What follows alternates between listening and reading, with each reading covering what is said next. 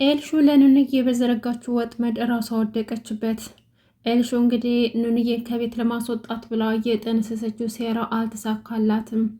መሲ የእህቷ ጠበቃ ኤልሹን እልክ አስገብታታለች። ከዚህ በፊት ሚስጥሯን ደብቃላት ስለነበረ እህቴን ከዚህ በኋላ አንድ ነገር ታደርጋትና እሰራልሻለሁ፣ ሁሉን ሚስጥርሽን ለቤተሰቦችሽ እናገራለሁ ብላ ሁሉንም ሰብስባ ተናገረች። ይሄ ይሆንብኛል ብላ አላሰበችም ነበረ። ነገር ግን ኑንዬ ምስኪን ባላደረገችውና ባልሰራችው ስራ ሄለን ከቤት እንድትወጣ 1 ሳምንት ብቻ ሰጠቻት። ምክንያቱም ኤልሹ ኑንዬ እዚህ ቤት የምትኖር ከሆነ እኔ እዚህ ቤት አልኖርም ብሄድ ይሻለኛል ብላ ለእናቷ በማስፈራሪያ ስለነገረቻት ሄለን ደግሞ ልጄ ከምትወጣ እሷ ብትወጣ ይሻለኛል ብላ የመጨረሻ ማስጠንቀቂያ ነገረቻት። እናም ኤልሹ በባለፈው ክፍል ኑን እየደበደበች ብላ በር ዘግታ እራሷን በጥፊ እየጠፈጠፈች እያለቀሰች እሪ እያለች ነበረ ያቆመው። ከዛም በኋላ ሄለን በሩን ከፍታ ከገባችም በኋላ ልክ ኑንዬ እንደደበደበቻት አስመስላ በር ዘግታ ልትገለይ ነበር። ደበደበችኝ፣ እስኪ ፊቴ ምን እንደመሰለ እያለች እናቷ ጋር ስታስመስል ነበር። በጣም አስመሳይና ተንኮለኛ የሆነች ልጅ፣ በጣም ቀናተኛ፣ እሷን ብቻ እንደወዷት ኢቨን በወንድሟ እንኳን ትቀናለች። እንኳን አይደለም በአዶኒ በወንድሟ ራሱ በቤሉል ትቀናለች። ኑንዬ ቤሉል እንደወዳት ራሱ አትፈልግም በሁሉም ሰው በቃ። ጭራሽ ደግሞ ይባስ ብሎ ጆ ማፈቀራት። እሷ ግን አሁን ድረስ እየተንጨረጨረች ነው። ሁሉም ወንዶች ኑንዬን ሲያፈቅሩ አይኗ በቃ ተንኮል ብቻ ነው የሚያየው። እናም አላማዋ አንድና አንድ ኑንዬን ከቤት ማስወጣት ስለነበረ ሄለን እንዴት ልጄን እንዴት ብደፍሬ ነው የምደበድቤት ብላ ሄለን ኑንዬን በጥፊ መታቻት። ኑንዬ እየተፈጠረ ያለው ነገር በጣም አስደንግጧታል። ምክንያቱም ኤልሹ ለሷ ብዙ ነገር ልታደርጋት እንደምትችል ታውቃለች። ግን በዚህ ልክ ሳትመታት መታች ብላ በር ዘግታ እሷን እጅ ከፍንጅ እንድትያዝ ታደርጋለች ብላ አልገመተችው ነበር። ነገር ግን ያሰበችው ሆነላት። ግን በስተመጨረሻም በዘረጋችው ወጥመድ እራሷ ወድቃበታለች ማለት ነው። እንግዲህ ሄለን ትንቅንቅ እንደያዘቻት ኑንዬን አንገቷን በያዘችባት አጋጣሚ አዶኒ መጥቶ ልቀቂያት ብሎ ያስለቅቃታል።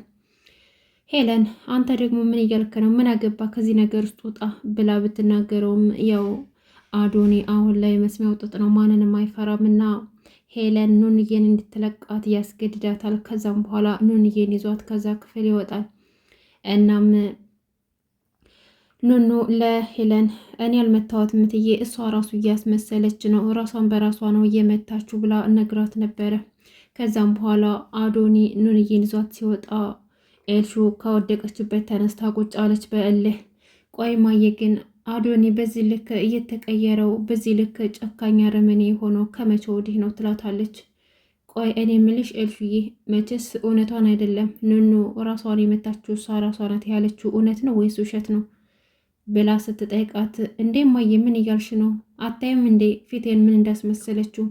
ቶሎ እኮ ባደርሱ ሊኖሮ ትገለይ ነበር እያለች ማስመሰሉን ትቀጥላለች።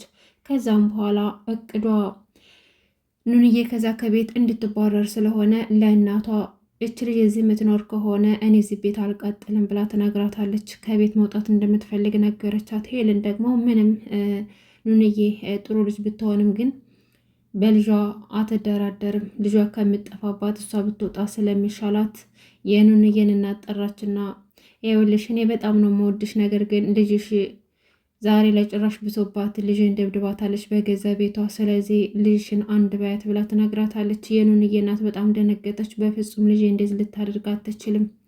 ደግሞ ኑንዬ እንኳን አይደለም ሰው ልትመታ ቀርቶ እንስሳት ራሱ እኮ አትመታም፣ እንደዚህ አይነት ልጅ አይደለችም፣ አታደርገውም ብላ ስትላት ምን ማለት ነው እና እኔ ሰው አይደለሁም ማለት ነው አለቻት ኤልሹ።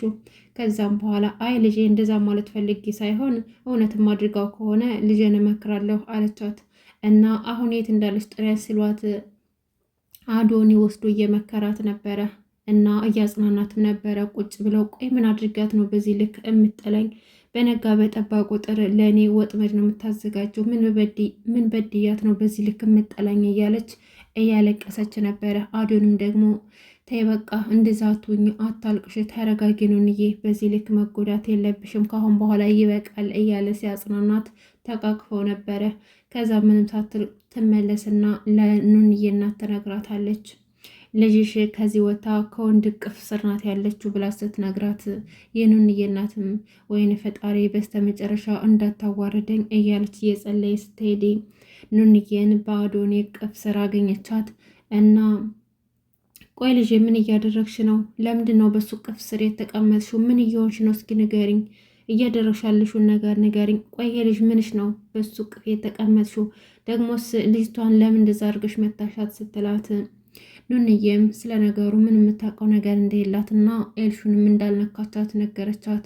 እናም የኑንዬ እናት እሷ እንዳልመታቻት ብታውቅም ግን አዶኒ እቅፍ ስር ባየቻት በጣም ተናዳባት ነበር። እናም እድሌ ነው እንደዚህ ያደረገኝ፣ በዚህ እድሜ ሰው ቤት ውስጥ ያደረገኝ እና በአንቺ ምክንያት ደግሞ ሰው ቤት መኖሪያ ልጣ እያለች እንደ ማንኛውም ሰው እናት ልጇን ትቆጣታለች። በያሁን ሌላውን ነገር ታየውና ሄደሽ ሄለንን እግሯ ስር ወድቀሽም ቢሆን ይቅርታ ጠይቂያት ትላታለች። ከዛም በኋላ እሺ እማዬ ትልና ኑንዬ ትሄድና ሄለንን እግሯ ላይ ወድቃ ይቅርታ ጠይቃታለች። እናም ሄለን መቼም ቢሆን ይቅርታ እንደማታደርግና የሚሏትን ስላልሰማች እርምጃ መውሰድ እንደምትፈልግና እርምጃውም ደግሞ እስከ ሳምንት ድረስ ከዚህ ቤት እስከ ቤተሰቦቿ እንድትወጣ ነገረቻት። እናም ኑንዬ በጣም አለቀሰች። እናም ደግሞ ይቅርታ የጠየቅሽኝ ልጄ እንደበታሻት አምነሽ ነው አይደል ስትላት፣ አይ እሱን እንኳን አላደረግኩትም፣ ያው ግን በእኔ ምክንያት ስለተናደርሽ በጣም ይቅርታ አድርግልኝ ብዬ ነው አለቻት። አንቺ ጋር ጠወጥ ያምሻል እንዴ? ልጄ እንደዛ ፊቷ እስከሚቀላ ድረስ ደብድበሻት እንዴት ደግሞ አላረኩትም ታያለሽ? እረፊ ብዬሽ ነበር ከመጀመሪያውም። አንቺ ግን ስለማሰሚ ምንም ላረግሽ አልችልም። ከዚህ በኋላ ሳምንት ድረስ ቤት ለቀሽ እንድትወጪ ብላ ማስጠንቀቂያ ሰጠቻት። ከዛ እዛው ቁመው እያለቀሰች እያለ መሲ ትመጣለች። መሲ ስትመጣ እህቷ ወድቃ እያለቀሰች ነበር። ሄለን እግር ስር ወድቃ እያለቀሰች ነበረ። ከዛም በኋላ እህቴ ምን ሆነሽ ነው የምታለቅሽው? ምን ተፈጥሮ ነው ብላ ስትጠይቃት እያለቀሰች ተይኝማ እህቴ ጉድ ሆንኩልሽ እኮ ኤልሹ ጉድ አደረገችኝ አለቻት። ከዛም በኋላ ምንድን ነው የተፈጠረው ብላ ስጠይቃት ኤልሹ ሳትነካት ጫፏን ሳትነካት ደበደበች ብላ በር ዘግታ ራሷን ከደበደበችም በኋላ ለእናቷ ተናግራ ለዚህ ያበቃችኝ ብላ ነገረቻት። መሲም ወይኔ መሲ እኔ ያለው እህቴ በዚህ ልክ ስታለቅሺ እንዴት ነው ያልነቃሁት? ከዚህ በኋላ ምን እንድታለቅሽ አልፈልግም፣ እሰራላታለሁኝ። ሄለንንም ቢሆን ኤልሹንም ቢሆን እነሱን ማሰሪያ አላጣም። ስለዚህ ከአሁን በኋላ አንቺ ምን የምታለቅሽበት መንገድ የለም። በያሁን ዝም በይ ተነሺ፣ ሁለተኛ ስታለቅሽ ማየት አልፈልግም አለቻት። ከዛም በኋላ ኑንዬም ተይኝ ማት አሁን ምን መፍትሄ የለውም።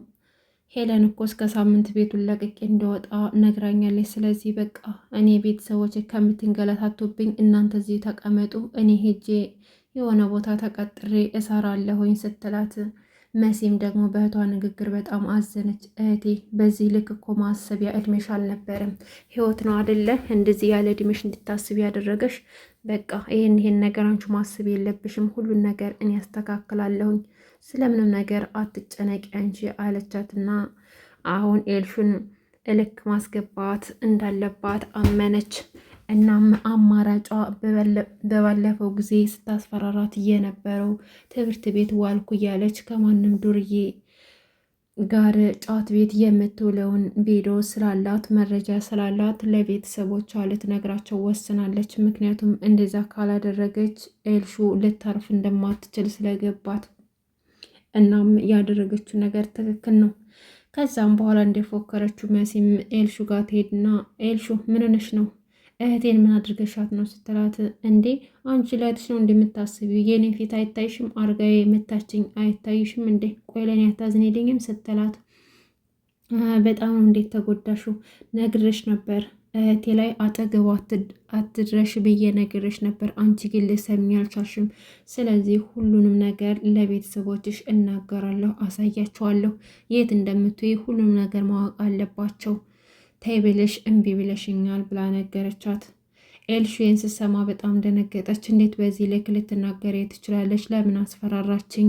እንዲሁም ደግሞ ያ የሰራችው ነገር እንዳለ ስለምታውቅ በጣም ፈርታና እየተንቀጠቀጠች ነበር። ታይ እንደዚህ ማድረግ የለብሽም ምን እያረግሽ ነው መሲ እረፊ እያለች ብትለምናትም መስሚያ የጥጥ ነው እህቴ እንደዚህ አድርገሻት አልለቅሽም፣ አሁን ከዚህ ከቤት ማን እንደሚወጣ እናያለን ብላ ሁሉንም ሰው ሰበሰበቻቸው። እዚህ ቤት ያላችሁ እትዬ አዶኒ ቤሉል እያለች መጠራት ትጀምራለች። ከዛ ሁሉም ተሰበሰቡ ጉዷን ልትነግራቸው። ከዛም በኋላ ስልኩ ላይ ያለውን ቪዲዮ እያፈላለገች ለሄለን ሰጠቻት። ሄለን ደግሞ የልጇን ጉዳየች።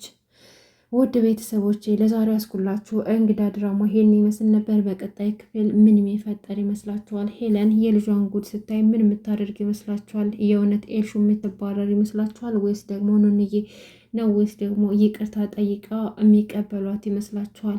እንዴ ኑንዬ ከዚህ በላይ መሰቃየት የለባትም። ኑንዬና ቤሉል አብረው መሆን አለባቸው። ያም ደግሞ ጆ ደግሞ የሄለን በኑንዬ ላይ የምታደርገውን ነገር ማጋለጥ አለበት ብዬ ነው ማስበው። ሀሳብ አስተያየታችሁን ኮሜንት ላይ ጻፉልኝ። ለቻናሌ አዲስ ከሆናችሁ ሰብስክራይብ በማድረግ ቤተሰቡ ነው። አመሰግናለሁ። መልካም ጊዜ